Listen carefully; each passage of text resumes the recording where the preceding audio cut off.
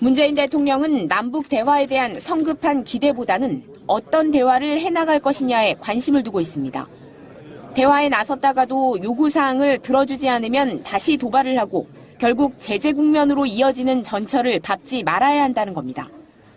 대화의 방향을 단정적으로 말하지 않고 또 유약하게 대화만 추구하지 않겠다며 과거와는 다른 대화를 강조한 것도 이런 이유입니다. 아직 성급한 낙관이나 기대는 금물입니다. 그러나 가능하다면 남북관계 개선과 한반도 평화의 전기를 만들기 위해 최선을 다하겠습니다. 소득 없이 끝났을 때 추가 대화 기회 자체가 차단될 수 있다는 점도 감안한 행보입니다. 이 때문에 일단 올림픽으로 의제를 한정해 대화에 임하는 북한의 수를 읽은 뒤 그 다음 스텝을 어떻게 가져갈지 결정할 것으로 보입니다. 가장 중요한 건 역시 북한의 태도입니다. 한반도 비핵화를 향한 일말의 의지를 보여준다면 대화가 급진전될 수 있지만 무리한 지원이나 제재 철폐를 요구하고 나선다면 모든 상황이 원위치가 될 수도 있습니다. 남북 대화를 지지한다면서도 우리와는 온도차가 느껴지는 미국과의 공조 유지도 관건인데 백악관은 한미 정상이 과거의 실수를 반복해서는 안 된다는 데 동의했다는 점을 특히 강조하고 있습니다. 북한의 태도에 따라 보다 더 강경한 압박 모드로 돌아설 수 있음을 암시하는 대목인 만큼 한층 정교한 대북해법이 필요해졌다는 분석이 나옵니다. 임종석 대통령 비서실장은 지난달 초 아부다비에서 무함마드 UAE 왕세제를 만났습니다. 왕세제의 최측근인 칼둔 알 무바라크 행정청장도 배석했습니다. 청와대는 문 대통령 친서를 전달하기 위한 특사 방문이었다고 설명했습니다.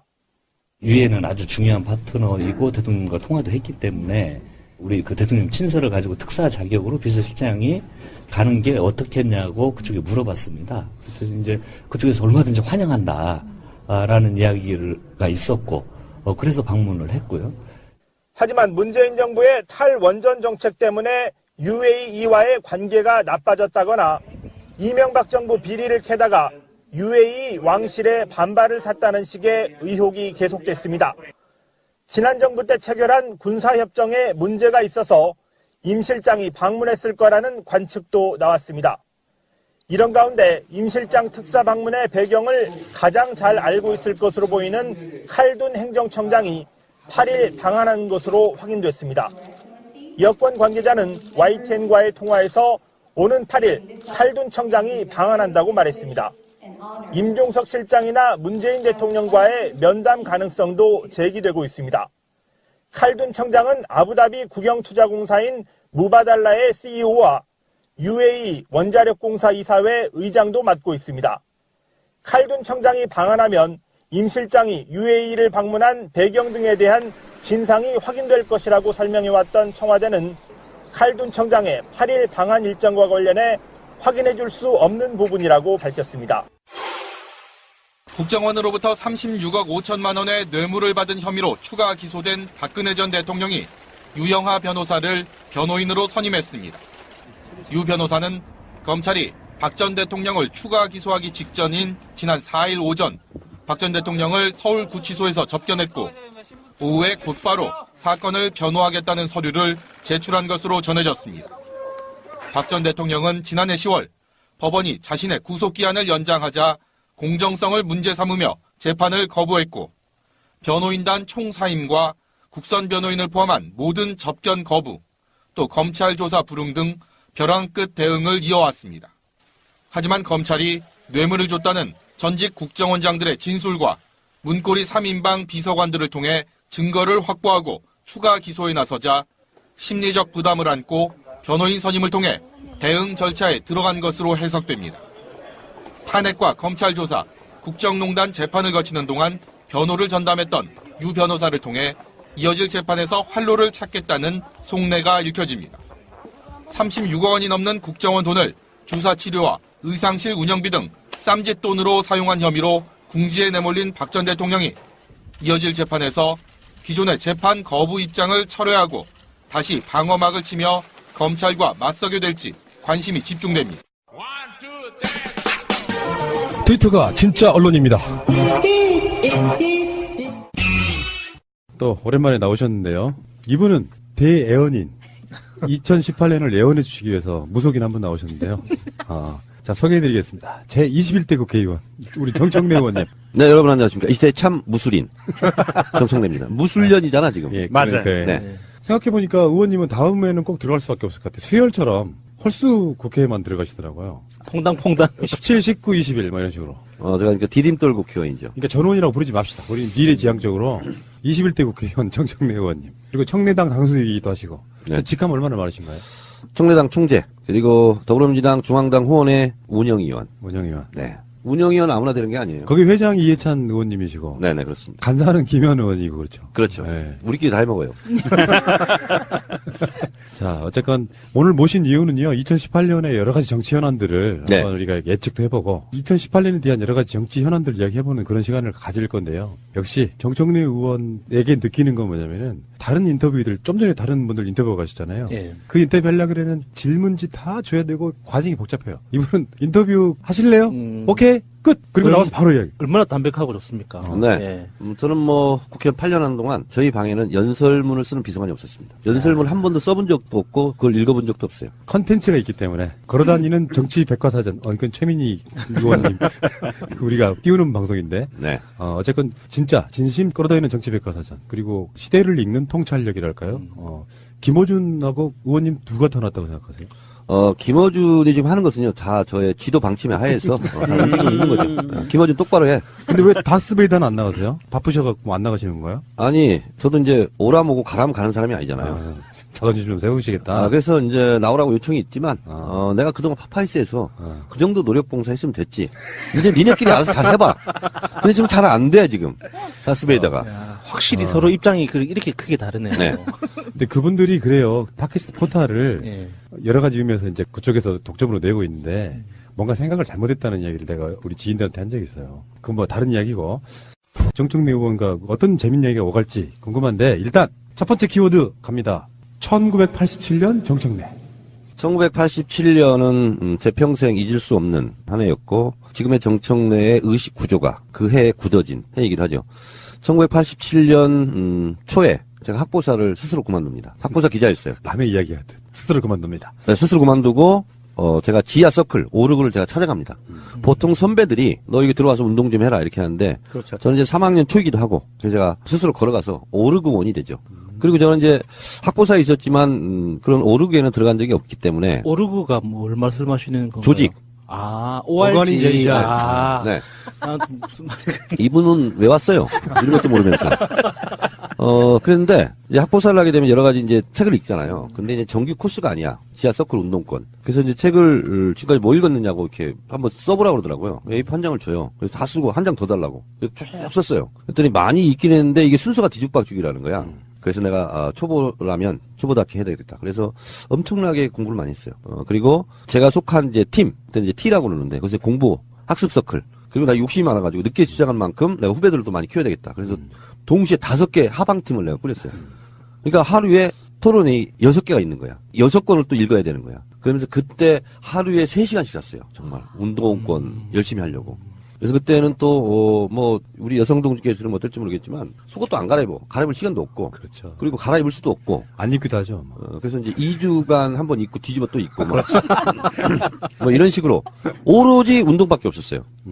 그리고 나서 몇 개월을 했더니, 좀 나름대로 이제 위치가 되더라고. 올라가고. 그래서 87년 6월 항쟁 때 명동으로, 종로로 이제 진출하죠. 진출해서 6월 10일 날 그때 이제 총궐기했잖아요. 60항쟁. 근데 제가 건대를 다녔는데 저희가 서울 캠퍼스가 12,000명이에요. 충주가 6,000명이고 그래서 18,000 일반하고 이렇게 얘기하는데 그날 저희 학교에서만 6,000명이 나갔어요.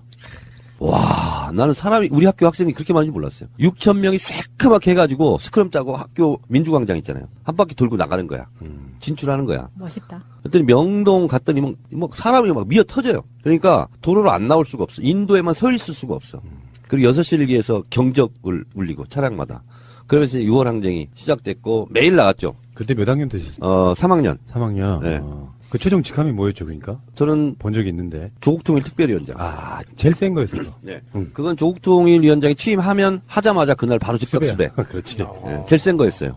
그럼 88년도에 했고. 그래서 87년도에 계속 이제 집회를 나갔는데 6월 26일 그러니까 6.29 선언 3일 전 너무 최루탄을 쏴대니까 정경들이 뭐 신세계백화점 앞에 이런 데서는 정경이 무장해제도 당하고 막 이랬거든요. 그러니까 막 너무 쏴 최루탄을. 그래서 최루탄 추방대회를 했어요. 6월 26일 날. 기억나요. 예. 네. 근데 그날 제가 명동에 있었거든요. 명동에 있는데 이제 막 뭐 사람들이 뭐 수천 명씩 막 움직이니까 나도 이제 그 다음 장소에 이제 이동하고 있는데 사람들이 쭉 지나가요. 그게 나도 이제 지나갔지. 그랬더니 경찰이 잡네 나만 잡어. 얼짱이라? 그때는 제가 지금은 1m 75에 72kg. 대한민국 스탠다드죠, 제가. 몸매가. 어떤 백화점에 가서 양복 입어도 다 맞아.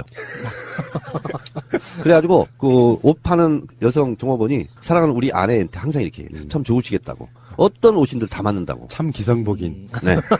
아무 옷이나 다 맞아. 진짜라니까요. 근데 그때는 제가 1m 75에 지금 72kg인데 그때는 55kg 나갔어요.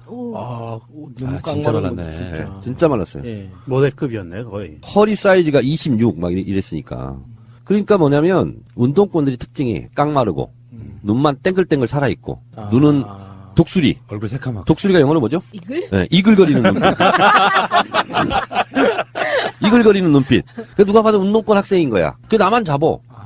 그래서 잡아갔는데 그때는 이제 닭장차라고 그러거든요. 예. 그러면 앞에부터 나가요. 그러면 뒤까지 가는데 그 손잡이 잡고 정경들이 군합발로 막 진이게요. 그렇죠. 그리고 뒤쪽으로부터 보내는 거야. 무지하게 뜯어놨지. 그래서 제가 중부경찰서로 잡혀갔어요. 그러다가 구로경찰서로 갔다가 서초경찰서로 갔어요. 그래서 제가 구류처분을 받았어. 5일. 그래서 서초경찰서 유치장에서 6.29 선언 생중계를 거기서 봤어요.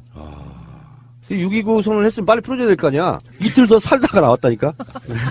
그래서 제가 처음으로 경찰에 연행된 해가 1987년 이런 거고요. 제가 경찰에 2번 잡히고 그리고 검찰에 2번 잡히고 그리고 2번 징역 가고 이제 2년 살다가 나왔는데 그 시작이 1987년이었습니다. 그 1988년도에 네. 안기부에 납치당해서 고문도 당하고 그랬죠. 그렇습니다. 그리고 나서 이제 4학년이 되고 나서 본격적으로 내가 나서야 되겠다. 근데 그때 제일 센 게 조국통일특별위원장이었어요. 1988년은 북한 바로 알기 운동 원년이었거든요. 맞아요. 가자북으로 오라남으로. 맞아요. 만나자 판문점에서. 그래서 서울대 총학생회장에 나왔다 떨어졌지만 김중기 서울대 총학생회장 후보가 청년학생회담을 제안했어요. 그래서 6월 10일 청년학생회담을 하자. 1988년. 그래서 각 학교별로 조국통일특별위원회가 꾸려졌어요. 그래서 제가 조국통일특별위원장을 제가 자원했어요. 근데 조국통일특별위원장이 되는 순간 수배.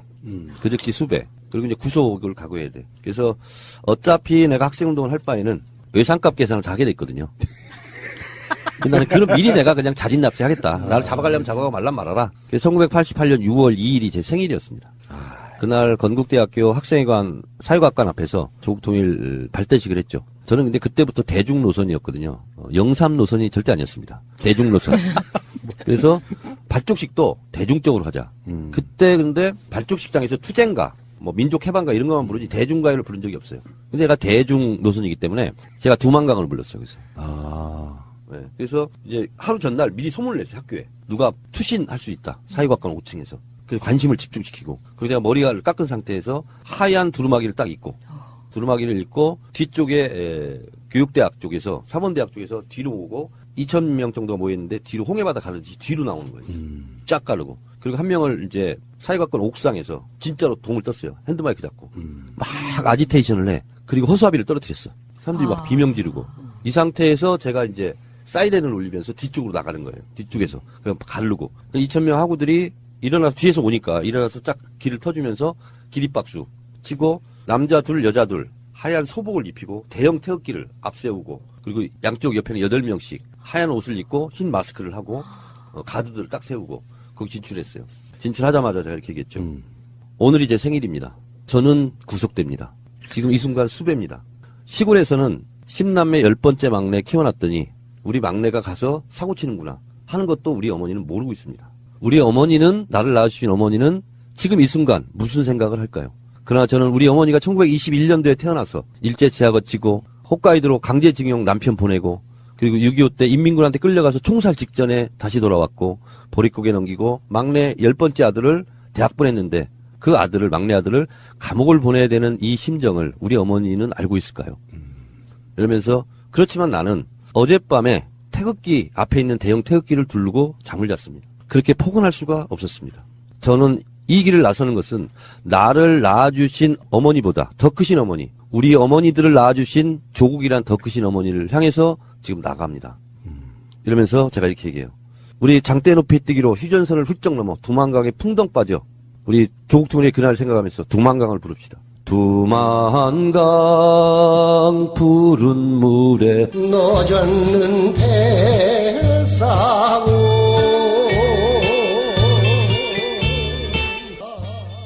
그 당시는 이런 노래를 대중집회에서 부르는 게 아니었어요. 금기였죠. 예. 금기지. 예. 리버를 하다고. 근데 저는 그 노래를 부르는데 다 따라하더라고. 그러면서 그 노래를 끝나고 갑자기 이제 막 이 아지테이션을 또 해요. 조국 통일을 하자고. 그러다 갑자기 도르코 면도칼 그걸 딱 꺼냅니다.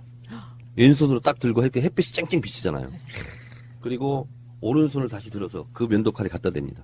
왼쪽 새끼손가락. 오른쪽 새끼손가락. 그리고 그어요. 제가. 단지 딱 그었는데 이게 처음 그으면 하얘가지고 피가 안 나요. 다시 또 X자를 그었어요. 두 번 그을 때는 너무 힘들어요. 아이고. 그래서 피가 철철 나죠. 그래서 미제 축출, 조국 통일 이렇게 혈서를 쓰고 그리고 추쟁선문을 입고 이제 정문 박치기 싸움을 가죠. 영화 1987이 주인공을 잘못 잡았어요. 그러게요. 이런 스토리가 치열하게 있잖아요. 그 중에 예. 대표적인 분인데 정청래 주연의 영화가 나왔어야 되는데 말이죠. 1987 시즌2는 정청래 의원님 이야기로 하시는 걸로 하고 그럼 1988로 합시다, 이제. 1988 두만강. 왜냐면 1988 때 그 조국 통일 그 하다가 특별위원장 하다가 제가 안기부한테 석 달 소요 왔다가 너무 책상 위에서만 자니까 소파에서 자니까 허리가 아파가지고 후배 자취방을 갔어요. 근데 누가 미행이 붙은 거야. 항래 뿌락지로. 그래서 새벽 2시에 잡혀가지고 제가 을지로에 있는 지금도 어디를 갔는지 몰라요. 연행이 됐는데 봉고차 한 대가 왔어요. 안기부 직원들이. 근데 이게 있잖아요. 손으로 당수를 한다고 그러죠. 뒤 고개를 탁 치니까 고개를 못 들겠어. 이게 고개가 떨어져가지고. 그래서 어디를 갔는지 확인이 안 돼요. 그리고 혁띠부터 풀러요. 그리고 뒷대 딱 잡고 바둑 그 아다리 친다고 그러죠. 네 명이 딱 붙어가지고 가는데 2층으로는 올라갔는데 어떤 모텔인지 지금 몰라. 그래서 물 틀어놓고 비명지르니까. 그리고 또 물건을 하려고도 이제 하는 거죠. 팬티 바람으로 옷 다 벗기고 손수건으로 눈 가리고 4시간 동안 맞았어요. 집단 폭행. 그 과정에 돌아가신 분이 박종철 열사한 거죠, 뭐. 그렇죠. 그 저도 박종철 열사도 생각하고 뭐 수돗물이 막 소리가 들리니까 너무 공포스럽더라고요. 예. 그리고 맞는 게 너무 무섭고. 근데 제가 자존심을 지킬 수 있었던 건 뭐냐면 절대 울지 말아야지. 맞고 아프다고. 그리고 이제 뒤에서 때리면 코를 깨요. 방바닥에. 그 이마를 발로 차면 뒤로 떨어지고 예. 오른쪽에서 차면 왼쪽으로 쓰러지고. 근데 울지 말아야지. 그리고 누구 자꾸 부르라고 그랬거든. 그때 조국통일 배우 조종 세력 안 불었어요. 그리고 항상 발로 차면 쓰러졌다가 다시 정자세를 해서 앉아 있는 거야. 왜냐면 내가 맞을 수밖에 없으니까. 그러나 자세를 흐트러뜨리지 않는다. 그래서 4시간을 제가 이렇게 집단 구타 고문을 당했는데 그래도 제가 마지막 순간까지 앉아 있었어요. 정자세로. 근데 나중에 그러더라고. 그때는 수배 받아가지고 체중이 더 빠졌어요. 52kg 나갔어요. 아이고. 이게 얘기하더라고. 야, 이 자식아. 조국 통일도 좋지만 좀 먹어가면서 해라. 이 새끼 때릴 데도 없네. 이미 다 때려놓고. 그러더니 옷 입으라고 그러더라고. 아, 정말 영화 같은 이야기. 자, 근데 이 얘기만 들어도 1시간 갈 텐데. 네. 오늘은 아니에요. 여기까지. 그리고 방송 나가는 오늘이요. 1월 6일 일요일 오후 3시 1987 당과를 정청래 의원님이 하십니다. 저기 서울 그 피카디리 극장 여기서 오후 3시에 정청래 의원과 함께하는 1987 당관. 오늘 신청해도 늦지 않죠? 이미 탔어요. 그렇구나. 역시. 우리는 올리는 순간 마감이야. 40명. 자, 쓸데없는 통보였습니다. 자, 두 번째 키워드입니다. 키워드 하나당 20분씩이면은 이거 한 서너 시간 해야 되겠는데요. 첨예한 이런 건 아니고 정말 관심사인 이야기 하나 할게요. 서울시장 그리고 정봉주. 제가 요즘 뭐 밥을 아무리 먹어도 항상 그 시장해요. 시장길을 느껴. 그리고 내가 지금 입고 다니는 이 옷 있잖아요. 네. 다 이거 백화점에 산 게 아니고 시장에서. 시장에 샀어. 이게 시장 옷이야. 그래서 내가 지금 입고 다니는 게 시장 옷이거든 지금. 목격담이 많이 올라오더라고요. 네. 시장에서 발견했다고. 그렇습니다. 예. 네, 그리고 시장에 가잖아요. 그럼 많은 사람들이 시장에 왔다고. 그 지금 밥 때라서 좀 시장하시죠, 여러분. 서울시장 선거는 시대의 정신이 있어야 된다. 국회의원은 개인의 의지, 노력, 정성으로 되는 거지만 서울시장 선거 같은 광역단위의 큰 사이즈 선거는 개인의 욕심과 욕망이 있다고 또 노력한다고 되는 일이 아니다. 시대 정신에 맞아야 되고 시대적 요청이 있어야 된다라는 거고요.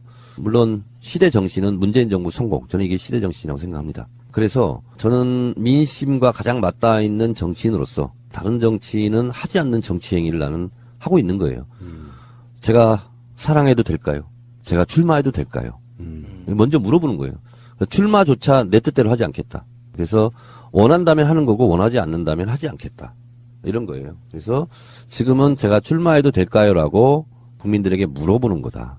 근데 보니까 최근에 여론조사가 하나 나오긴 했죠. 그래서 사실상 정청래 의원이 출마할 수도 있다라고 하는 그 발언이 나온 이후에 네. 꽤 의미 있게 지지율이 나오던데요.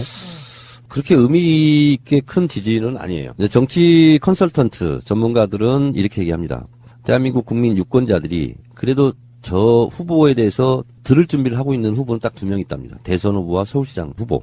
무슨 말인지 들을 준비가 돼 있다는 거고요. 그리고 서울시장 후보는 대선 후보랑 같은 거다. 지방선거 때.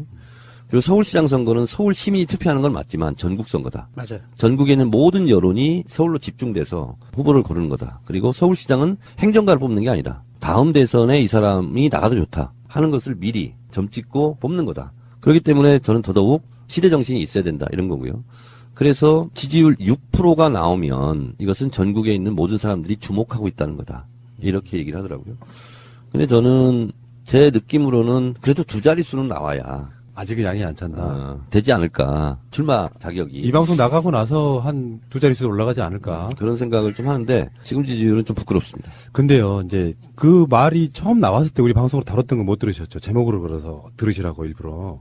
일단 느낌 자체는 흥행을 위해서 내가 희생하겠다 이런 느낌도 이제 있고요. 네. 페이스메이커 이런 느낌도 있고. 네. 당연히 박원순 시장이 삼성 갈 거야 해서 맥 빠진 그런 선거는 되지 않았으면 좋겠다라는 게 시작점이었잖아요. 이게 이제 거의 처음 얘기하는 것 같은데 채널에서 제가 만약에 국회의원 3선이 됐다면 저는 대선에 나가려고 그랬어요. 경선에. 그래서 대선 경선이든 어떤 경선이든 내가 페이스메이커를 하겠다라고 선언하고 나간 사람은 없습니다. 지금까지. 그렇죠. 저는 그런 룰을 깨겠다. 우리 창의적 상상력으로. 나는 문재인의 페이스메이커가 되겠다. 근데 그럼 돼버려. 그래 나는 35km 지점까지는 내가 앞에서 바람막이를 하겠다. 그리고 35km 지점에서는 내가 제자리 뛰기를 하고 있겠다. 그리고 문 후보 먼저 가시라고. 그래서 뒤따라가면서 응원을 하겠다. 이렇게 선언하면서 멋있잖아. 재밌고. 그래서 그걸 한번 해보고 싶었어요. 아니면 당대표에 나가든가. 왜냐면 2012년 때는 당이 선거를 치른 게 아니었거든.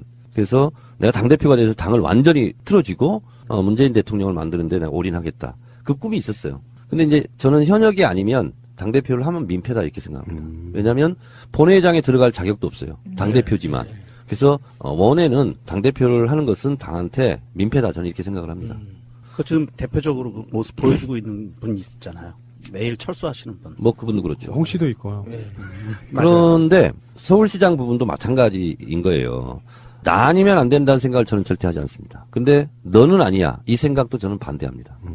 왜냐면요.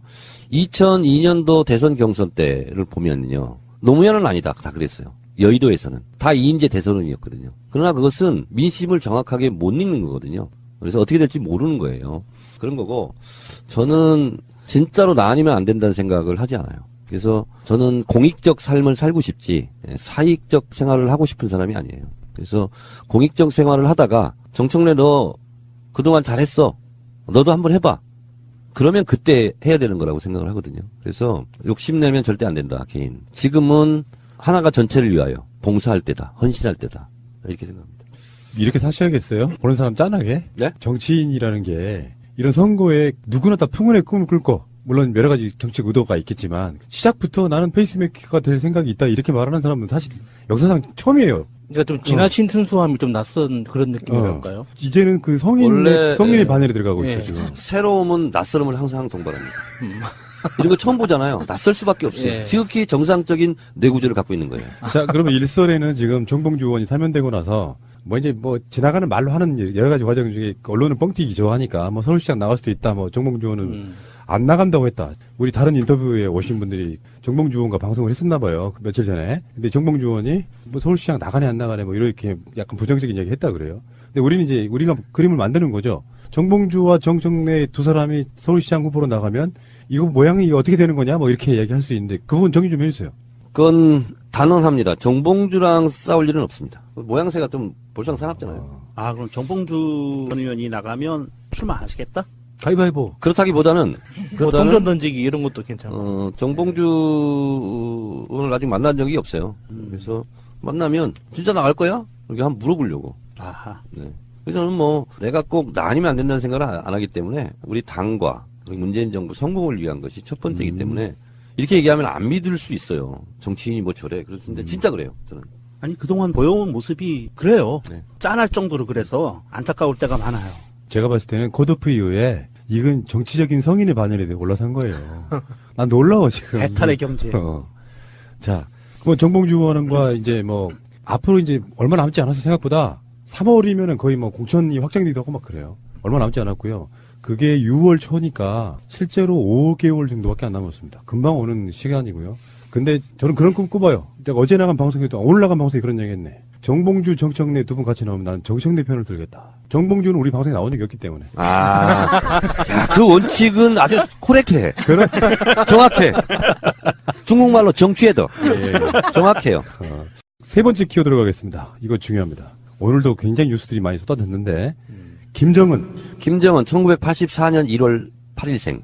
만 35세. 그럼 1987년에 만 3세였네요.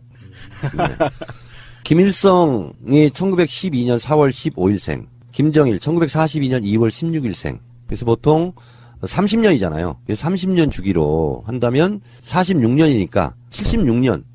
이렇게 뭐 조작한 거 아니냐 어쨌냐 했는데 결국 밝혀진 것은 84년 1월 8일생이고요. 제가 12월 27일 날, 작년 12월 27일 날 판도라 촬영장에서 신년사를 통해서 남북대화를 제안할 거다. 제가 예언을 했습니다. 제 예언은 정확하게 적중했습니다. 그리고 북한의 신년사는 북한의 일련의 방향을 알 수 있는 거거든요. 그리고 그것은 지엄한 최고 존엄의 명령이거든요. 그래서 그걸 다 이행하기 위해서 북한의 전체 인민이 다 노력합니다. 신년사는 1946년 김일성부터 시작해서요. 지금까지 이렇게 왔는데 신년사의 패턴이 있습니다. 신년사는 처음에는 북조선 인민들에게 인사, 남조선 인민들에게 인사, 그리고 세계 평화 애호 민중들에게 인사를 합니다. 그리고 지난해의 성과를 총화합니다. 그렇다면 화성 14호, 15호, 그리고 ICBM, 핵실험 이런 성과를 분명히 자랑할 것이다. 그리고 우리는 핵 보유국이다, 핵 강국이다 하는 것을 대내외에 천명하고 미국 까불지 마라 이렇게 얘기를 할 것이다. 그 다음에 나오는 것이 각 부문별 경제개발 5개년 계획 지금 3년 차거든요. 그래서 금속공업은 뭘 해야 되고, 뭐 농업은 뭘 해야 되고, 그러면서 뭐 버섯 생산량을 늘려야 된다, 뭐 이런 얘기도 하고 그래요. 그리고 양식장은 어떻게 해야 된다. 그 부분을 쭉 얘기해요. 그 다음에 대남 부분을 얘기합니다. 그리고 평창올림픽이 열리기 때문에 각급 단위의 남북회담을 제안할 것이다. 제가 예측을 했어요. 근데 각급 단위 지금 이제 들어갈 겁니다. 그렇게 되고 다시 한번 미국에 경고하고, 그리고 지도자로서 앞으로 올해를 어떻게 이끌어가겠다. 이런 패턴이거든요. 지금 북한은 북한의 입장에서 내재적으로 접근해 보면 축제 분위기입니다. 왜냐하면 핵 무력을 갖췄다. 그리고 핵 강국이다. 그래서 본인들 그렇게 생각해요. 그다음에 지금은 여유를 갖고 느긋하게 이제 평화 공세를 하고 있습니다. 그래서 미국에게는 협박, 그리고 남쪽에게는 평화 공세. 이게 이제 일련의 기조입니다. 이게. 그런데 이 신전사의 기조를 또 잡는 것을 엿볼 수 있는 또 문건이 있습니다. 그게 뭐냐면 북한 노동당이 1980년에 6차 당대회를 했습니다. 이번에 시진핑은 19차 당대회를 했죠. 6차 당대회 이후에 26년 동안 안 열었어요. 그래서 2016년 5월 달에 7차 당대회를 합니다. 북한 노동당. 그래서 이 맨 위에 가장 큰 캐치프레이가 뭐냐면 온 사회를 김일성, 김정일화 하자. 이게 이제 가장 탑 슬로건이에요. 그래서 사회주의 강국 건설, 그리고 국방력의 자위력을 갖추자. 과학기술 사상을 존중하자. 그래서 부분별로 노선을 밝혀요. 그 중에 하나가 과학기술 중시예요. 그리고 핵을 갖춘다. 이게 이제 7차 당대회 때 천명한 노선이거든요. 강령이죠. 그러니까 북한은 헌법보다 더 높은 게 이 당대회 강령입니다. 그래서 이미 그것은 예상돼 있고 그대로 지금 신년사가 나오고 그대로 지금 움직이고 있다. 이런 거죠. 그런데 지금 1월 1일 날 김정은의 신년사가 나온 이후에 엄청나게 빠르게 돌아가가지고 남쪽에서 회담 제의하고 북쪽에서 지금 받아주고 뭐 이 상태로 스피디하게 가는데 평창 올림픽에 일단 북한이 선수단 파견하는 건 이제 기정사실화 되겠죠? 선수단 규모는 뭐 소규모일 수밖에 없고, 그러면 응원단이나 예술단 이런 것이 이제 내려올 수 있고요. 그리고 북한의 응원단이 내려와서 물론 북한 선수도 응원하겠지만 우리 대한민국 선수들을 응원할 수 있습니다. 왜냐하면 지금 좀 여유가 생겼어요, 김정은이. 그래서 북한의 입장으로는 남쪽에 있는 국민들한테 좀 이렇게 잘 보일 필요가 있고 유아시에스를 할 필요가 있는 건데, 우리 새날 청취자들을 위해서 아시는 분은 아시고 모르시는 분은 모르실 것 같은데, 북한이 그러면 왜 핵을 가지려고 했을까? 그 시대적 배경을 제가 잠깐 좀 말씀드리면, 1989년도 90년대 동구 사회주의권이 몰락했잖아요. 예. 그리고 그 당시에 노태우 대통령이 북방외교를 했습니다. 그리고 소련, 그리고 중국 이런 데하고 우리가 수교를 맺습니다. 북한의 입장으로는 믿을 구석이 미국과 대항해서 소련과 중국인데 아니 남쪽하고 이렇게 수교를 맺은 거예요. 친구를 뺏긴 듯한 느낌이에요. 뒷배가 없어진 거예요. 그러다 보니까 이제 중국도 러시아도 소련도 이런 데도 우리가 못 믿겠네. 그럼 우리 스스로 우리가 자위력을 갖춰야 되겠네. 핵을 만들어야겠다. 이렇게 생각하는 게 배경이 됩니다. 미국에서는 못 만들겠죠. 그러니까 미국이 뭐라겠어요? 경수를 그럼 지어주겠다. 그래서 YS 때 실제로 우리 한국전력이 평양 이쪽에 가가지고 경수를 건설을 하고 있었잖아요. 근데 그 조건이 뭐냐면 핵시설을 완전 사찰을 허용한다 하는 거였는데 미국하고 마찰을 빚어요. 왜 여기저기 쓸데없는데 다 보려고 그러냐. 그래서 북한이 거부를 하죠. 그래서 그게 깨져요, 그게. 제네바 협정이라는 것이. 깨지고 나서 좋다 그러면 우리도 그럼 핵을 만들겠다. 이러면서 NPT를 탈퇴하고 이러면서 이제 핵 위기가 이제 오기 시작해요. 그래서 이걸 김대중 대통령, 노무현 대통령 계속 수습하다가 마지막 찬스가 한 번 있었어요. 두 번의 찬스가 있는데 2000년에 미국의 울브라이트가 평양을 갑니다. 그리고 클린턴이 평양을 가려고 그랬어요. 그래서 닉슨 대통령이 베이징에 가서 모택동과 악수하고 수교했던 것처럼. 그래서 클린턴은 김대중 대통령과 합심해서 북한과 수교를 맺으려고 했어요, 미국이. 근데 아쉽게도 역사의 운명의 여신은 우리를 비켜갔어요. 엘고가 대통령이 된 게 아니라 조지 부시 대통령이 됐어요. 그 조지 부시 대통령이 돼서 이름처럼 그냥 조지고 부시고 한 거예요. 그래서 북한을 악의 축을 하고. 그렇죠. 그러면서 성사가 안 됩니다. 북미 수교가.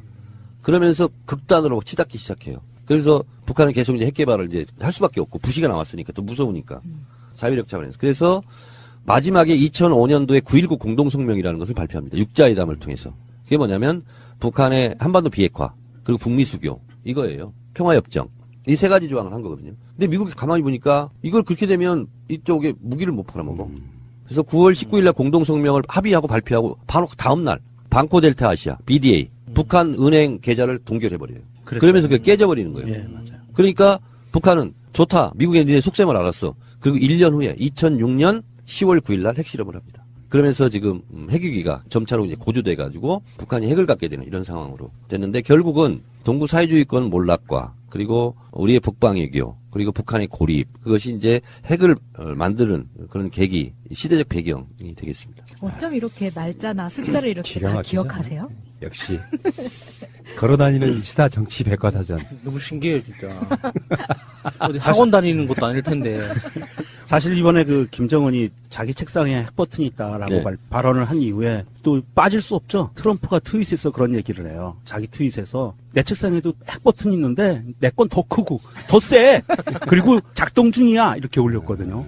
이게 어떻게 받아들여야 돼요? 도대체? 2017년 트럼프와 김정은, 김정은과 트럼프가 대결을 했잖아요. 미국의 주요 언론들은 김정은이 승리했다 이렇게 평가하고 있습니다. 그렇죠. 네, 그 이유는 뭐냐면 트럼프는 왔다 갔다 했어요. 어떤 때는 김정은을 칭찬했다가 어떤 때는 욕했다가.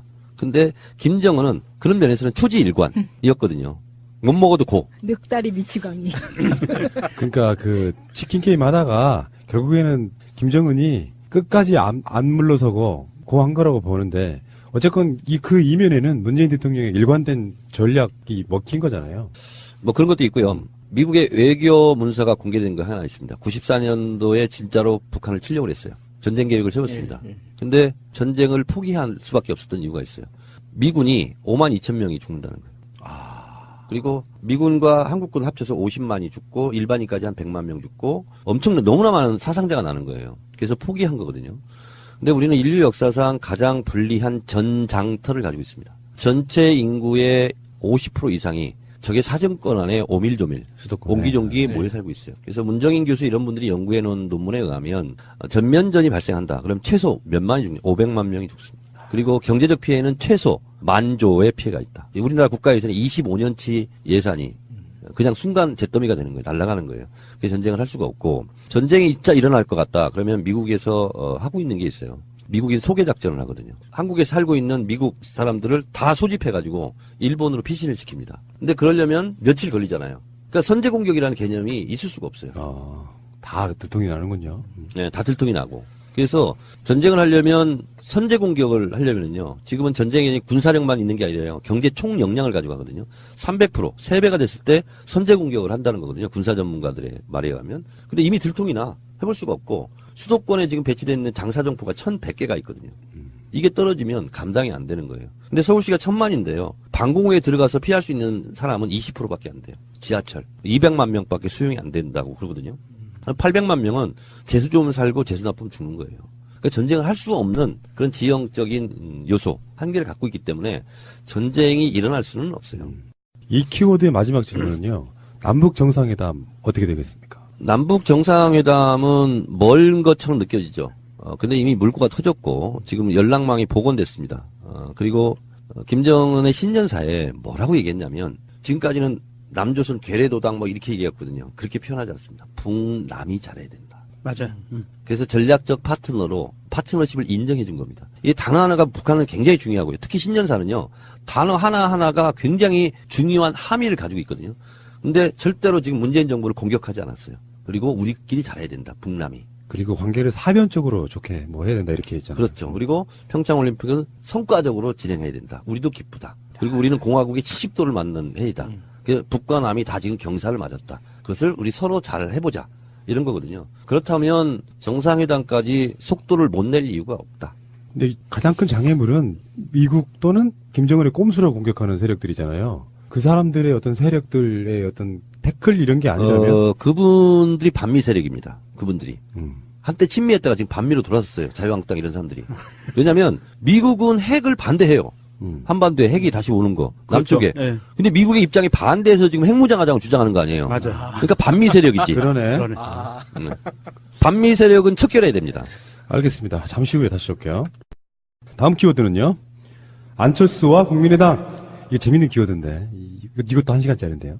우선 바른당과 국민의당이 합당을 하기로 한 것은 여의도 정치에서 반문재인 전선을 드디어 형성하기 시작했다. 그리고 어쨌든 자유한국당이 이합 집산을 또 할 겁니다. 지방자치의회는 책임전가 싸움이 있어요. 거기 또 분열이 일어나거든요. 그 이삭죽기 하겠다. 그래서 튼튼한 보수대 연합을 하겠다. 이것은 뭐냐면 이미 두 정당이 합당을 하겠다. 안철수, 유승민이 한 것은 문재인 대통령에 대한 공격에 총성이 울렸다. 이렇게 생각하시면 되겠습니다. 보수 세력의 대반격이 시작됐다 하는 거고요. 그 일환으로 생긴 것이 중국 한중 정상회담 때 홀대받았다. 혼밥했다. 그리고 기자들이 맞았다. 이런 거에 대해서 문파들의 극성을 부리고 있다. 그래서 문파 일배 친박은 같이 청산해야 된다. 이러면서 문재인 지지자들을 이간질시키기 시작했습니다. 그래서 그건 절대 안 된다. 그리고 제가 이제 결사항전으로 저가 또 맞고 막 그랬는데 그래서 언론 쪽 조중동을 비롯한 언론과 SNS 이쪽에서는 문재인 지지자들의 이간질을 시작했다. 그리고 청산의 대상이다 하면서 SNS 공간 속에서의 반격이 그렇게 해서 시작된 거고 여의도 정치에서는 바른정당과 국민의당 보수대 연합을 시동 걸었던 거. 그래서 저희가 트위터에서 썼어요. 우리 정신 차려야 된다. 공격이 시작됐다. 그래서 대선 때 반문재인 전선으로 어떻게 한번 해보려다가 실패했잖아요. 근데 제가 2차 시도고 이건 리트라이에 대해서 아십니까? 제 시도. 네. 어쨌건 그럼 지금 현재 안철수의 약간 폭주처럼 보이거든요. 막 룰도 규정도 없고 이제 이거 내가 하면 다 되는데 이렇게 돼서 결국에 이제 전당대회를 어떤 방식으로 치르고 어떻게 통과하느냐만 남은 거거든요. 아무리 폭주를 해도 전당대회라는 과정을 안 거치고 합당할 수는 없을 거 아니에요. 지금까지 안철수 씨가 정치권 입문한 다음에 지금 제일 잘하고 있어요. 본인의 입장으로는. 왜냐하면 계산 다 끝난 거거든요. 왼쪽 진영에서는 죽었다 깨어나도 대선 후보가 될 수 없다. 그러면 오른쪽으로 행군하라. 이거거든요. 그러니까 분열을 두려워하지 말고 나는 오른쪽으로 행군한다. 이미 작심을 한 거예요. 제가 봐도 진보 개혁 진영에서 그가 대선 후보가 될 가능성은 마이너스 100%야. 그렇기 때문에 본인은 정신 차린 거야 이제. 흉내내지 않고. 나는 보수다. 난 수구다. 오른쪽하고는 어떤 사람과도 손잡는다. 내 대선 후보를 위해서는. 이렇게 작정을 한 거예요. 제가 봤을 때는. 그래서 안철수가 드디어 정신을 차렸다. 이쪽 끼급결봤자 누가 알아주지도 않고 지지율이 올라가지도 않고 그래서 오른쪽으로 행군하다가 돌뿌리에 걸려서 자빠질 것이다. 그러면 이제 일부 호남의 국회의원들은 탈당하나요? 탈당이든 아니면 안철수가 나가든 간에 관계없이 우린 너무 쉽게 헤어졌어요. 이제 이렇게 되겠죠. 그 노래를 부르고 다니겠죠. 이게 2018년에 우리가 바라봐야 될 정치 여러 가지 이야기들 중에 가장 중요한 일종의 이벤트 같은 걸 거예요. 국민의당은 어떻게 찢어지는가? 합의의원이 정말 되겠는가? 뭐 이런 거. 어쨌건 원칙도 소신도 없이 그냥 대선을 위해서 이합 집산했던 세력들이 어떻게 다시 깨지는지 보는 것도 참 재밌네요. 나훈아는 눈물의 씨앗을 얘기했죠. 저는 분열의 씨앗을 얘기하겠습니다. 국민의당 태생적 한계 자체가 문재인 싫어 여당이잖아요. 네. 문재인 반대 클럽이거든요. 맞아요. 정당은 정치 노선과 정체성이 같은 사람들이 모여서 정권 획득이라는 같은 목표를 향해서 같이 뛰는 거거든요. 그 조직이 정당이거든요. 근데 그 사람들은 문재인 싫어요. 요 하나만 갖고 나머지는 다 틀려. 그래서 분열을 안고 출발한 게 국민의당이에요. 그래서 국민의당을 같이 만들면서 분열의 씨가 이미 있었어요. 그래서 저는 시간 문제지 언젠가는 헤어진다. 그리고 여기는 분당을 할 수밖에 없다. 왜냐하면 그들이 분당하면서 통합을 얘기했거든. 지금도 마찬가지예요. 분열하면서 통합을 얘기해요. 그리고 통합이라는 것은 커지는 거잖아요. 많아지는 거잖아요. 근데 이건 마이너스 통합이에요. 형용 모순이야. 뜨거운 얼음이죠. 왜냐하면 이것도 제가 트위터에서 예언했습니다. 바른국민당은 50명이다. 국회의원이. 근데 안철민당, 안철수, 유승민당은 25명 안팎일 거다. 이게 제가 계산을 해서 반쪽 통합이고 쪼개기 통합이고 마이너스 통합이다. 왜 그러냐면 이미 20명이 반대를 하고 있습니다. 국민의당. 20명. 못 가요. 그럼 11명 간다고 치면 지금 11명 바른정당도 황영철 의원이 얘기했어요. 그 안에서도 바른정당과 통합을 해야 된다고 그쪽에서 발언한 사람들이 5명 있다. 나머지 6명이잖아요. 19 플러스 6 그럼 25잖아. 정확하게 마이너스 통합이지. 반쪽 통합이고. 얼마의 병사를 잃더라도 네. 나는 저쪽으로 갈 거야. 그게 중요한 거 아니에요. 지금은. 그러니까 안철수 의원은 의원 정수 쪽수에 연연하지 않습니다. 네. 어차피 오른쪽으로 행군해야 되기 때문에.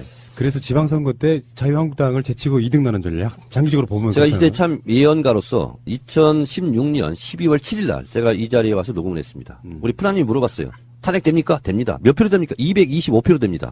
그렇잖아요? 아, 무서운 분. 무서워, 진짜.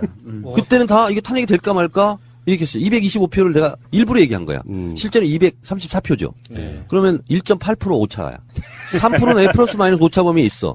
근데 왜 하필이면 1.8%의 오차가 났을까? 박근혜는 18이라는 숫자와 매우 관계가 있잖아. 18년 청와대에서 살다가 18년 운전했다가 18년 정치했다가 그리고 18대 대통령이 됐다가 20대 국회 18차 본회의에서 탄핵됐어요.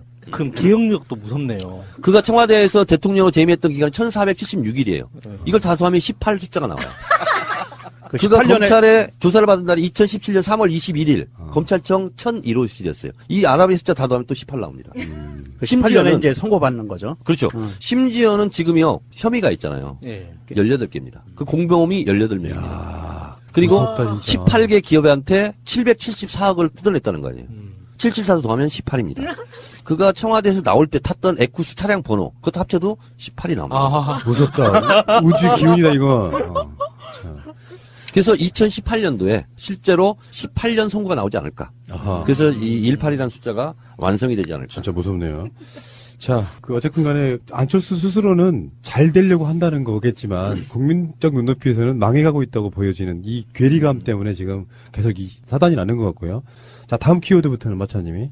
다음 키워드는 홍준표와 류여해입니다. 요거는 전망 이런 느낌보다 그 당시에 그 코미디함을 다시 한번 나누고 싶어서 한번 참 언급하고 싶지 않은 사람들이네. 해주세요. 왜냐면 아니, 그 라이온 인형과 유여의 그 얼마나 할 말이 많아요. 지금 이 미래 4차 혁명 기간이라면서요. 4차원에 뭘 보는 거 있는 것 같아가지고. 아, 근데 진짜 궁금한 점은 뭐냐면 캐릭터가 겹쳐 이런 걸 떠나서 진짜 홍준표는 왜 유해를 그렇게 버렸을까? 저는 그 지점이 궁금했어요. 사실은 홍준표 대표가 프레임 전쟁에 굉장히 능한 사람입니다. 그리고 저쪽에서는 가장 유능한 사람이에요. 툭툭 치고 키워드 뽑아내고 카피 뽑고 하는 게 굉장히 능한 사람이거든요. 그리고 기자들도 굉장히 그걸 탐복한 적도 있어요. 근데 지금은 제가 봤을 때는 총기를 많이 잃었어요. 왜냐면 그 한 명 그냥 둬도 큰 문제가 없거든. 물론 이제 좀 성과시키긴 하겠지만 손해보는 장사를 지금 한 거죠. 너무 무리한 거고. 그리고 어쨌든 지금 홍 대표 입장에서는 내 앞으로 다 줄 서. 그래가지고 이제 줄 세우고 지금 하고 있는 거잖아요. 근데 하든지 과유불급이라고 오버하면 반드시 부작용이 일어나거든요. 근데 너무 지금 전횡을 휘두르고 있는 거죠. 그래서 제가 봤을 때는 홍준표는 별로 언급하고 싶지 않지만 제가 봤을 때는 적당불기? 적당불기. 그 나왔을 때 내가 적당불가라고 붙여가지고 족자를 내가 선물하고 싶다. 적당히 너무 할 수 없는 일이지만 별로 뭐 얘기할 가치가 없는 사람들이에요. 정말 놀라웠던 건 정말 공산당식으로 처리해버리더만요. 막말이네 뭐네 뭐 해서 이 사람을 윤리위원회에서 제명, 그거 최고위원회에서 통과, 끝. 아, 그러면 이제 유효의 입장에서 보면 정말 황당하고 막 미치고 막 지금 아마 화병 걸려갖고 누워있을 것 같은 생각도 드는데 그렇게 정당 운영하면 나중에 탈나죠, 결국은. 그렇습니다. 그러니까 저는 뭐 제가 누구 물어보면 얘기 안 한 사람이 있습니다. 제 입으로 이름을 안 올리는 사람. 그 중에 한 명입니다. 아, 네. 왜냐면 내 입이 너무 불쌍해져, 그래서.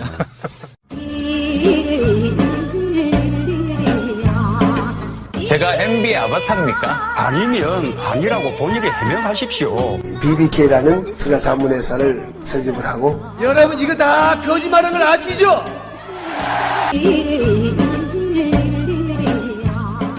자, 다음 키워드로 가겠습니다. 최순실 선고 몇 년이라고 생각하세요? 그냥 뭐 이건 감으로 그냥 때립니다. 15년. 15년요? 10년 깎여요? 지금 구형이 25년에 1185억 벌금인데 네. 15년이면 많이 빠지는데요? 15년. 아, 15년. 네. 15년 안팎. 지금 우리 정치 인터뷰하는 것 같지 않지? 점치런 것 같지? 점처럼 거. 그러니까 정치와 점치는요 비슷해요. 점 하나 차이네. 네, 네. 아, 그러면 하나 차이예요. 15년이라는 거는 박근혜가 18년으로 가기 위한 필수 불가결한 요소다. 박근혜 전 대통령은 무기 나오겠죠. 진짜요? 네. 최순실이 25년 구형이잖아요. 네. 박근혜는 35년, 40년 이렇게 할 수가 없어요. 제가 봤을 때는 무기징역 구형이 네. 나올 것 같아요. 그 재판받는 태도가 좀 너무 나쁘죠, 지금. 현재. 그것도 가만히 되겠죠. 아, 그렇습니다. 네. 네. 그리고 이제 보통 감경 사유라는 게 있거든요. 감경 사유 중에 중요한 것 중에 하나가 반성, 후회, 뭐 이런 거 있잖아요. 뭐 죄송 이런 건데 전혀 그런 게 없잖아요. 재판부로서는 봐줄 이유가 전혀 없습니다. 그럼 박근혜가 감옥에서 나올 수 있는 방법은 정권을 바꿔서 그 정권의 대통령이 사면해 주는 것밖에 없네요. 결론적으로는. 뭐 그렇습니다. 그럼 우리가 최소한 세 바퀴만 돌아도 박근혜는 15년 이상 살게 되는. 박근혜 못 나오게 하기 위해서 정권 뺏기면 안 되겠다. 푸나님, 예. 자동차가 몇 바퀴죠? 네 바퀴죠. 네 바퀴잖아요. 자동차 문을 3개 닫으면 안 되는 이유가 있어요. 자동차 문이 4개예요. 자동차 문을 항상 4개 닫아야 됩니다. 3개 닫으면 안 됩니다. 자동차 바퀴가 4개잖아요. 최소한 4바퀴는 기본이에요. 3바퀴에서 정정해 주세요. 20년 할게요. 그리고 사과해 주세요. 박근혜는 최소한 20년 동안 감옥에 gat이게 된다. 4바퀴. 아, 예. 3바퀴 했던 거 사과드리겠습니다. 네. 그러면 22대 대통령 정청래. 괜찮다. 네 번째. 지금이 몇 대죠? 19대. 19대. 너무 20대 됐어. 하면 안 될까? 20대? 20대? 네. 오, 그것도 괜찮아요. 팍팍 밀어드릴게요. 정청래 의원이 뭐 의외로 다음 대선 그런 얘기 지금 하면 안 되는 거지만 잠깐 정말 30초만 하면 시대의 흐름에 따라서는 강력한 대선 후보가 될 수도 있다고 봐요. 프라님, 30초가 아니라 30분을 좀 해주세요. 아니 이제 신임 대통령에 대한 A가 아니라 그래서 이야기를 좀 안 하려고 그러는데. 네. 근데 마차님을 이런 부분에 끼어들어가지고 막 얘기를 해야지. 저는 새날에서 외모를 담당하고 있습니다. 그래서 조용하고 있구나. 그러면서 나를 계속 지그시 바라보고 있어. 의원님. 촉촉하게. 의원님 450만 원만 빌려달라고 하면 빌려줘. 별명이 450만 원. 450만 원이요? 네. 사기당한 적이 있어가지고. 보이스피싱? 네. 보이스피싱 당한 사람들하고는 그 눈을 마주치지 말라고 그랬어요. 이것도 한 번에 맞추시네요. 네. 자, 다음 기회드립니다. 다음은 지방선거. 자, 진짜 이게 지방선거가 단순하게 지방 권력 바꾸는 문제가 아니고 올해 지방선거는 문재인 대통령의 개혁이 얼만큼 더 쭉쭉 뻗어나갈 수 있을 것이냐는 그 시험대일 수 있는데 예상은 뭐 완벽한 낙승이라고 하는데 의원님은 어떻게 보십니까? 자유한국당이 지금 보유하고 있는 광역단체장이 6개죠. 그래서 홍준표는 6개를 지키지 않으면 자기가 뭐 그만둘 것처럼 지금 얘기를 하고 있어요. 그럼 6개라고 하면 그 6개는 될 수가 없을 거예요. 인천이 날아가죠. 인천 날아가죠. 그럼 5개잖아요. 5개가 부산, 울산, 경남, 대구, 경북이잖아요. 제 느낌으로는 부산은 우리가 이길 것 같아요. 누가 나와도? 네. 제가 이제 초청 강연을 많이 다니는데요. 주로 이제 경상남도, 부산 이쪽을 의외로 많이 다녔어요, 제가 주로. 근데 부산은 분위기가 확 바뀌었습니다. 그래서 거기는 제가 봤을 때는 좀 승기를 잡은 것 같아요. 부산은 제일 어려운 데가 이제 대구, 경북, 울산 이렇게 되고요. 경남도 해볼 만합니다. 그렇죠. 네, 경남도. 제가 구미에 있는 우리 당원들이 저보고 강연 좀 해달라고 갔더니 저보고 구미시장을 나와주면 안 되냐고. 정청래 의원이 구미시장 나오면 될 것 같고 그래서 좀 희생한다고 지금 컷오프 됐는데도 덕헌지재단 하고 다녔으니 우리 구미 좀 살려달라고. 그래서 그것 때문에 불렀더라고 나를. 아니 구미시장을 나가면 그 박정희 기념해서 만들어 놓은 거 다 어떻게 한대요? 그래서 구미부터 깨야 되지 않냐고. 남유진 시장 지금 가슴이 콩닥콩닥 하겠다. 정청래 구미시장 출마 계획 있어. 그런데 구미 분들한테 물어보니까 정당 지지율이 자유한국당 우리랑 거의 붙었더라고요. 약간 2-3% 밀린다거나 뭐 그래요. 엄청난 그 정도예요? 거예요. 네, 그 정도예요. 그러니까 경상북도도 지금 그런 상황이라니까요. 경남은 더 좋습니다. 우리 상황이. 그래 본다면 대구, 경북, 울산이 의외로 힘듭니다. 그게 대구, 경북하고 못지않아요. 울산이. 그래 본다면 제가 봤을 때는 서너 개 정도 자유한국당이 건지지 않을까? 대구, 경북, 뭐 울산. 잘하면. 그래서 우리가 진짜 겸손하게 잘하면 선거와 골프는 머리 쳐드는 순간 진다 그러니까 고개 절대로 쳐들지 말고 자만하지 말고 열심히 묵묵하게 겸손한 자세로 열심히 열심 단계에서 한다면 어쩌면 경남에서도 우리가 이길 수도 있지 않을까. 다른 지역은 웬만큼 자만하지 않고 가면 이길 수 있는데 만약에 TK나 이런 데서 기존에 있던 뭐 경북이나 대구시장이나 경남지사나 부산시장이나 울산시장이나 이 중에 의미 있게 한 서너 개 정도를 가져오는 상황이 되면 세상이 어떻게 바뀝니까? 지금도 사실은 이제 뭐 보수의 몰락 이런 건데 제가 봤을 때는 경남 우리가 이긴다. 그리고 뭐 대구 경북도 이겼으면 좋겠는데 대구 경북 정도만 남는다. 보수 세력, 수구 세력이 정치 세력들은요, 우리는 이념과 가치를 뭉치지만 저기는 이권을 뭉치잖아요. 이제 먹을 게 없어요. 대거 귀순하지 않을까. 그리고 괴멸되지 않을까. 이런 생각이고, 저의 뭔 좀 뜬구름 같은 생각이라면 자유한국당은 없어져야 되죠. 네, 그렇죠. 없어져야 되고, 더불어민주당, 정의당, 뭐 이런 데 이렇게 해가지고 거기서 분할을 하는 게 맞습니다. 진정한 진보와 진정한 보수. 그러는 게 지극히 정상적인 나라의 모습이 아닌가 그런 생각이 듭니다. 그러니까 이번 지방선거 그만큼 중요해요. 근데 만약에 예상치도 못하게 영남 쪽을 제외한 다른 곳에서 몇 석을 가져가는 불상사가 생기면 개혁하기 힘들어져요. 분위기상. 얼마나 그 기세를 올리겠어요. 그래서 이번 지방선거는 감히 새날에 제안할게요. 투표율 올리기 운동을 해야 돼요. 이기고 있을수록 투표율을 올리기 운동을 해야 돼요. 지방선거 투표율이 엄청 낮잖아요. 일반적으로 봐도. 거기에 세부적인 하부 조직들까지 전부 다 저쪽 세력들 빼내야 됩니다. 안 그러면 힘들어요. 까미가 그런 얘기를 했대요. 어제의 범죄를 단죄하지 않으면 미래의 범죄에게 용기를 주는 거다. 그런 말을 했대요. 마찬가지로 지방선거 때 표로 수구 세력 이런 부정의한 불의했던 부정부패 세력을 벌하지 않는다면 단죄하지 않는다면 그들에게 미래의 용기를 주는 거죠. 말씀 한마디 한마디가 어록이잖아요. 정청래 어록. 자, 마지막 키워드 가겠습니다. 마지막 키워드는 개헌입니다. 개헌이요. 제가 이 시대 참 헌법 전문가로서 개헌은 해야 되죠. 해야 되고요. 왜 해야 되냐면 대한민국 헌법이 130개 조항이거든요. 그리고 헌법 개정에 대한 것이 마지막 제10장 128, 129, 130이거든요. 거기에 보면 국민투표에 부처 이런 조항이 있습니다. 근데 그 부처가 부에다가 티읕이야. 그러니까 우표를 붙여 편지를 붙이는 거잖아요. 오자가 났어 지금 헌법에. 저도 그거 발견 못했었는데 원래 부에다 처가 돼야 되는 거야. 부 처예요. 그러니까 그게 편지를 붙이다 하는 거고 우표를 침을 발라서 붙이는 거잖아. 티읕이잖아. 그래서 국외음화돼서 이제 붙이다 이렇게 되는 거잖아요. 김광석에 붙이지 않은 편지 그것은 마치 뭐라고 했냐면 티읕을 쓴 거나 마찬가지야. 그러네요. 헌법 제 130조 2항 헌법 개정안은 국회가 의결한 후 30일 이내에 국민투표에 붙여. 붙이요. 아, 그랬단 말이에요?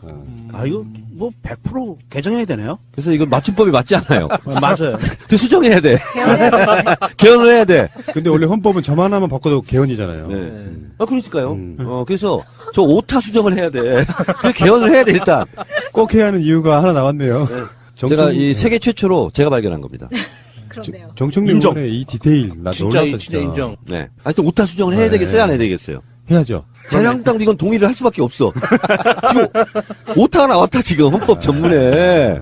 그러니까 이걸 바꿔야 된다. 그러려면 국민투표 해야 되는 거야. 맞아요. 부처에서 있잖아요. 티읕을 빼버려야 돼 지금. 그리고 부처를 해야 돼. 그러니까 이 두 자를 고쳐야 돼. 이걸 동의 안 할까 자유한국당? 그러네요. 그냥 냅두자고 할까? 자, 그런데 실제로 지금 뭐 대통령 발의 뭐 개헌 이야기도 있고 그게 무서워서 이제 국회에서는 또 6개월 연장했고 하는데 사실상 권력구조 개편은 좀 힘들 수도 있어요.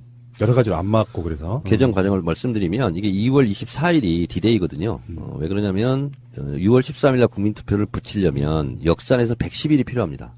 그러니까 헌법 개정안이 합의가 됐다는 걸 전제로 합의안을 내고 공고를 20일 해야 되고요. 30일 이내에 투표하고 60일 이내에 국민투표에 붙여야 되거든요. 그러면 물리적인 시간이 110일이 필요합니다. 110일 전이 2월 24일이에요. 근데 2월 16일이 설날이잖아요. 설날 이전에 해야 되잖아요. 그러면 최소한 2월 15일까지는 해야 돼. 설 때 그 밥상에 올려야 될 거 아니야. 제사상에. 헌법을 어떻게 할 건가. 그러면 2월 10일까지는 합의를 해야 돼. 아이고. 지금 며칠 남았어요? 난망하네. 네. 37일 남았어. 그리고 이 업데이트되는, 새날이 업데이트되는 1월 6일 치면은요. 얼마 안 남은 거야, 이거. 그러네. 34일 남은 거예요. 그래서 물리적으로 지금 굉장히 어려운 상황이다. 이런 거고요. 개헌의 내용도 어렵지만 개헌의 내용보다도 개헌을 발목 잡고 있는 것은 개헌식이다. 대선 때 5당 대표들이 개헌을 국민투표에 붙이겠다. 지방선거 때 했지만 홍준표는 반대하고 있죠. 왜냐하면 개헌 투표는 무조건 80% 이상의 지지율이 나오거든요. 찬성. 그러면 이게 여당에게 공이 간다. 그래서 다 일자 투표로 1번만 다 찍는다. 그렇기 때문에 절대적으로 지방선거에 불리하다. 이렇게 계산을 한 게 솔직한 거예요. 홍준표 대표의 입장으로. 근데 그런 얘기 좀 안 하고 있어요. 그런데 이 상황에서 그러면 물론 국회 과반수 의석으로 국민투표안을 발의할 수 있고 그게 안 된다면 대통령이 발의권이 있습니다. 우리나라는 행정부의 입법권이 있어요. 미국은 없습니다. 미국은 예산 편성 심의권도 의회에 있고 그리고 입법권을 행정부에 주지 않아요. 그래서 미국 의회가 그래서 강한데 우리는 행정부가 강해요. 같은 대통령제지만 대통령이 제안을 할 수 있어요. 입법 제안을 할 수 있거든요. 헌법 개정안을. 근데 어차피 국회의 3분의 1을 넘어야 돼. 맞아요. 그래서 여야가 합의되지 못한 상태에서 대통령이 헌법 개정안을 발의할 수는 있으나 그것은 가결되기는 어렵다. 그런데 여기서 그런 행위를 할지 안 할지는 모르겠으나 어쨌든 홍준표 대선 때 개헌을 해야 된다. 개헌을 안 하려고 한 세력이 있다. 지방선거 때 국민투표를 붙여야 된다. 하는 동영상은 우리가 계속 유포를 해야 돼요. 거짓말장이. 약속을 지키지 않았어. 아니 우리는 박근혜 때 왜 대선 공약 안 지키냐고. 우리가 공격했잖아요. 비판하고. 근데 혜택의 자유한국당은 왜 공약 지키지 말라고 이렇게 떼쓰는 데가 어딨냐고. 맞아요. 아, 나 참나. 이런 야당 처음 봤어. 그렇죠. 좀 심하죠. 대통령은 공약을 절대 지키지 마라. 어그로당. 그러면 이게 만약에 국회 3분의 2 이상이 동의를 해야 국회 가결이 되잖아요. 국회에서 상정이 되잖아요. 상정은 과반수. 가결. 네, 가결이 되잖아요. 가결은 3분의 2. 예. 그랬을 경우에 혹시 지난 그 탄핵연대처럼 그런 모양새를 갖춰서 할 수 있는 방법은 없을까요? 없습니다. 없어요. 네, 자유한국당이 116석이에요. 그래서 개헌 저지선이 확보가 된 거죠. 그러니까 그 안에서 빼내올 수 있는 방법. 200석? 그건 어려울 것 같습니다. 네. 그래서 박근혜 대통령 탄핵처럼 그렇게 이제 그쪽에서도 의견이 갈릴 것 같지는 않아요. 왜냐하면 당장 지방선거 때 본인들이 피해를 본다고 생각하거든. 그래서 그런 난망한 상황이다. 그러면 뭐 원포인트 뭐 이런 것처럼 진짜 중요한 뭐 지방자치라든지 지방 또는 뭐 복지 개념 이런 거 집어넣어서 일단 권력구조 바꾸지 않고 하는 개헌 방법은 없습니까? 노무현 대통령 때 원포인트 개헌을 하려고 그랬죠. 대선과 총선 시기를 일치시키는 거. 근데 그때 박근혜가 이렇게 얘기했죠. 참 나쁜 대통령이다. 이렇게 얘기했죠. 그런 면에서 봤을 때 그런 것도 하자고 해도 안 할 거예요. 참 나쁜 야당이다. 그러면 이게 개헌 부분에 대해서는 어찌됐든 국회에서 합의를 하지 않으면 정부 발의가 나와야 될 거 아니에요. 그렇게 대통령은 이제 공약을 지켜야 되기 때문에 네. 정부 발의가 나왔을 때 당연히 그거는 투표에 붙일 거고 국회에서 네. 그랬을 경우에 부결이 나오는 상황이 이제 눈에 보이는데 네. 그랬을 때 그러면 그 책임을 야당에게 특히 자유한국당에게 묻는 네. 아주 치열하게 묻는 지방선거로 만들어갈 수도 있잖아요. 그럴 수 있습니다. 예. 근데 아까도 제가 얘기했지만 과유불급이라고 그렇게까지 하는 것이 국민들이 과연 잘한다 이렇게 평가할 것인가. 이거는 지방선거 때 야당을 씨를 말리려고 하는 거 아닌가. 너무 과도하게 힘을 휘두르는 거 아니야? 아무리 대선 때 약속을 했고 위약을 했지만 홍준표가 아무리 밉지만 이렇게까지 할 필요 있어? 이렇게 또 역풍이 불 수도 있는 거예요. 역시 너무 몰아친다. 이런 걸 통찰력이라고 해요. 그러니까 앞으로 벌어질 일들까지 예산해서 뭔가 적절한 힘 조절하는 게 중요하다 이렇게 그렇습니다. 말씀하시는 거예요? 왜냐하면 힘이 있을 때 힘 조절하기가 굉장히 어렵습니다. 제 세상에 제일 어려운 게 뭐냐면 알고 있어. 근데 모른 척하고 있는 게 너무나 힘들어요. 1시간 넘게 떠들 때 엄청 시장하네. 예, 그렇죠. 시장길도 느끼네. 자, 시장 가야겠네. 예, 시장 갑시다. 그러니까요. 알겠습니다. 제 21대 국회의원 정청래 의원과 함께 오늘 2018년 이야기 한번 들어봤는데 그래도 사실은 우리가 문재인 대통령 정부의 이름으로 시작하는 첫 해이니만큼 굉장히 좋은 이야기들이 첫 있었고. 해이니? 네, 거기서 또 인의를 얘기하네.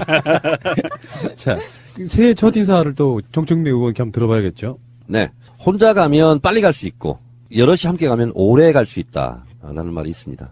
혼자 너무 달리지 마시고 여럿이 함께 보조를 맞추면서 질서 있게 함께 갔으면 좋겠습니다. 그래야 우리가 지방선거도 이기고 멀리 갈 수 있습니다. 사소한 차이는 극복하고 같은 것은 극대화해서 진보는 분열 때문에 안 된다. 이런 얘기를 다시는 듣지 않도록. 그래서 사소간의 좀 차이, 다른 의견 이런 것을 서로 이해하면서 지방선거 때 너무 레디컬하게 우리끼리 싸우는 일이 없었으면 좋겠습니다. 저는 지방선거 승리의 첫 번째 조건이 1심 단결이라고 생각합니다. 1심 단결에서 지방선거를 반드시 승리를 이끌고 문재인 정부의 성공을 위해서 우리 다 같이 뛰는 문재인 당 당원들이 되시기 바랍니다. 제가 그래서 만들었잖아. 청래당. 내가 정청래다 이런 뜻이에요. 내가 청래당 이런 뜻입니다. 내가 문재인이당 이렇게. 그래서 문재인당 당원들이 되시기 바랍니다. 문재인을 지켜주십시오. 예. 정청래 의원의 정말 한 글자 점까지도 버릴 것 없는 어록이었습니다. 감사드리고요. 다음에 또 뵙겠습니다. 고맙습니다. 네, 고맙습니다.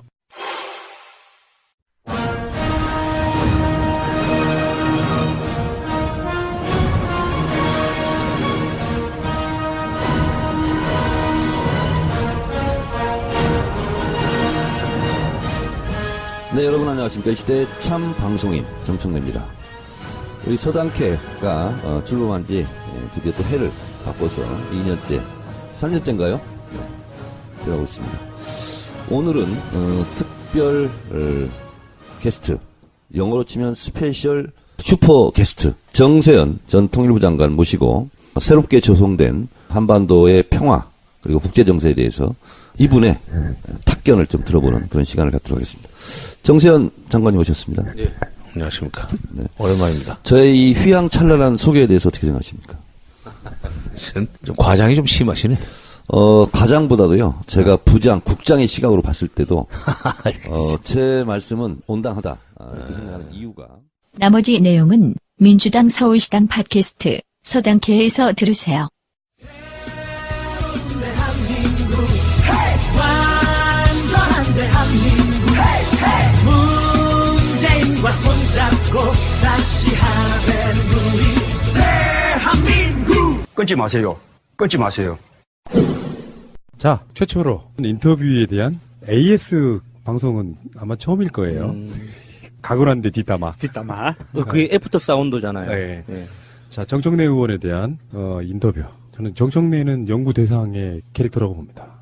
정말 연구 대상이에요. 그러니까 이야기를 들으면 들을수록 너무너무 신기해요. 눈앞에 보고 있었지만. 신기한 것도 신기한 건데 정청래의 성장이 느껴져요, 또.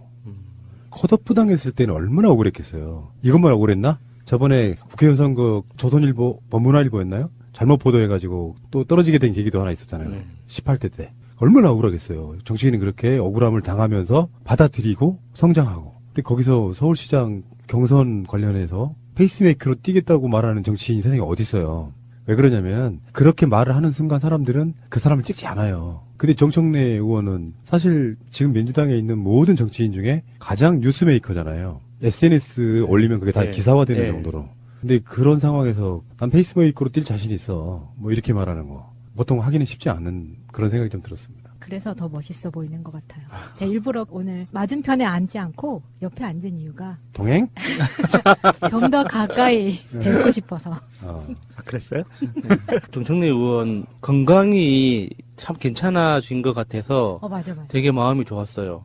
제가 국회에서도 자주 뵀었고 컷오프 되고 당사 앞에서 이렇게 번개할 때도 달려가서 보고 할 때만 해도 사실 이렇게 낯빛이라는 게 있잖아요, 사람이. 그래서 너무 어두워서 항상 볼 때마다 걱정을 했었거든요. 저렇게 해서 몸 관리를 어떻게 하고 있는 걸까 이렇게 걱정을 했었는데 오늘 뵈니까 굉장히 얼굴 진짜 좋아지셨어요. 좋더라고요. 네. 근데 정상적으로 억울한 일을 안 당하고 국회의원을 했다면 지금 사선이에요. 근데 우리는 정청래 의원이 재선이라고 생각하면 되게 좀 작아 보이잖아요. 예, 그 유명세에 비해서 그 재선이라는 말이 좀 매칭이 잘 안 되죠. 컷오프 그 이후에 지금 그 당시가 2016년 김종인 개새끼. 왜 이러세요? 김종인 씨발놈? 왜 이러세요? 제가 뭐 틀리만 했어요, 뭐. 뭐 그 이야기를 겸해서 하면은 네. 우리 강기정 의원도 네. 또 컷오프 용사 아니겠어요? 네. 그분은 이제 굉장히 젊잖아요. 실제로 대해 보면. 저는 개방관이어서 괜찮아요. 김종인 개새끼. 근데 그 강기정 의원이 그분은 본인 방송이든 방송 바뀌든 그런 얘기는 안 하는데 표정 보면 알잖아요. 그때 한번 컷오프 당한 얘기 했는데 김종인 대표 그 당시 비대위원장에 대한 서운함이 그냥 얼굴에 뚝뚝 떨어지더라고. 그래 이 부분만 따로 딱 편집해서 5초짜리 클립으로 해서 강기정 의원한테 보내줬어요. 짤? 네. 자, 뭐 그런데 이런 자기 희생 이런 걸 떠나가지고요. 그 전반적으로 오늘 인터뷰했던 그 키워드 토크라는 거 정말 정치인들 중에 이런 분이 없어요. 섭외하기 제일 싫은 순위 시장 군수. 구청장. 절차가 엄청 복잡하고요. 네. 정청래 의원은 원님 나와주시면 안 될까요? 이렇게 얘기하면 며칠이에요? 일정 조율하잖아요. 끝. 뭐 사전 인터뷰를 보내달라 이런 건 아예 안 해요. 안 해. 근데 주제에 대해서도 나오라 그러면 뭘 물어볼지 뻔히 아니까 그냥 끝까지 와요. 그래서 이제 마음에 준비해 오시라고 뭐 사전에 뭔가를 드리는 경우도 있는데 그걸 다 하려고 하나 안 하는 사람 딱 유일한 사람이에요. 이번 말고 지난번 인터뷰할 때 제가 그런 얘기를 했어요. 선당우사 좀 그만하시라. 그리고 좀 본인 것도 좀 챙겨라. 라고 얘기했는데 참 그게 천성인가 봐요. 선당우사가 몸에 배있고 큰 거를 위해서 본인을 희생할 줄 아는 항상 보면 잘 돼야 되는데. 근데 그 처음에 나왔던 1987년의 정청래 이야기 들어보면 정말 그걸만으로 영화 만들 수 있겠더라. 맞아요. 전 더 듣고 싶었는데 오늘 시간 때문에 못 들은 거 2편으로 해주세요.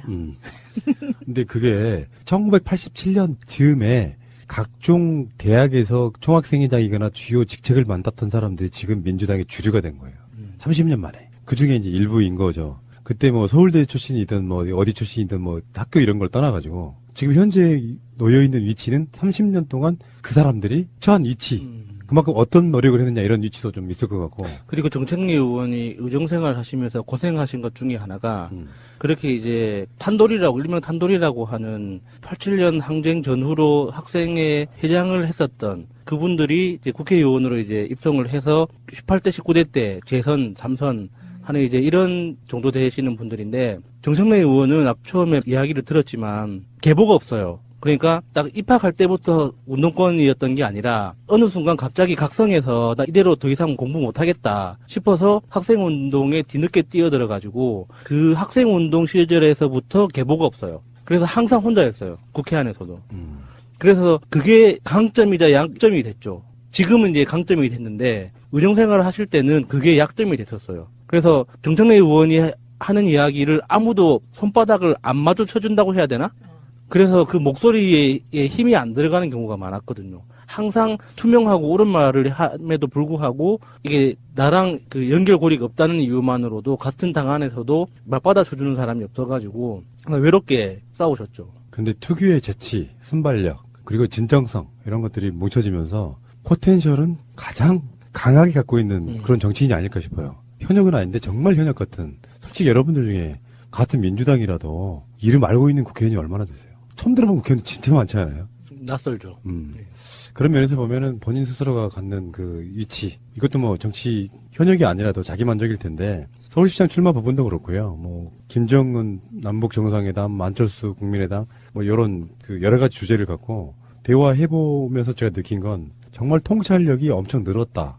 애초부터 그런 사람이 아니고, 정치에서 이렇게 여러 가지 활동들을 하면서 몇 년 전에 정청래에 비하면 정말 장족에 발전한 느낌의 통찰력이 보이더라고요. 그게 그래서 제가 물었잖아요. 그 통찰력이 김어준이 더 낫습니까? 본인이 낫습니까? 했더니 김어준이 정청래의 통찰력을 배웠다 뭐 이렇게.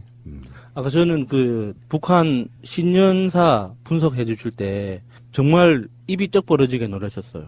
아, 이렇게 많이 정확하게 깊이 있게 아는 사람이 대한민국에 있구나 싶어서.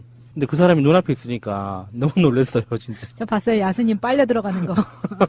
자, 어쨌건 뭐 정청래라고 하는 캐릭터 독보적이에요. 민주당 내에서는 대체할 만한 사람이 없을 정도의 독보적입니다. 이를테면은 지금 뭐 판도라에도 나가고 있지만 문득 왜 JTBC 신년 토론 있잖아요. 네. 거기에 민주당 사람이 없었잖아요. 네.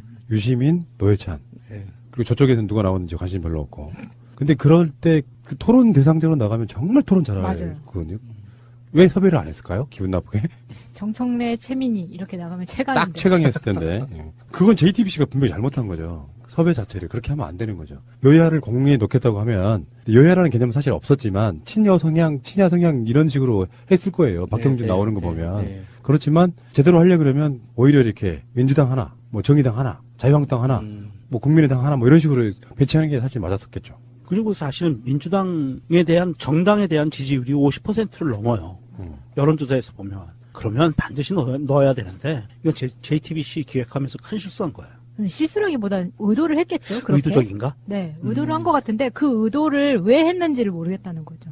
의도라기보다는 그 기본적으로 그 방송의 컨셉이 유시민, 노회찬 부르는 거였을 거예요. 그러다가 그러면 왜 불쌍하게 김성태만 그렇게? 그러다가 박형준이 아니 그러니까 두 사람을 부르면 편파적이 되잖아요. 네.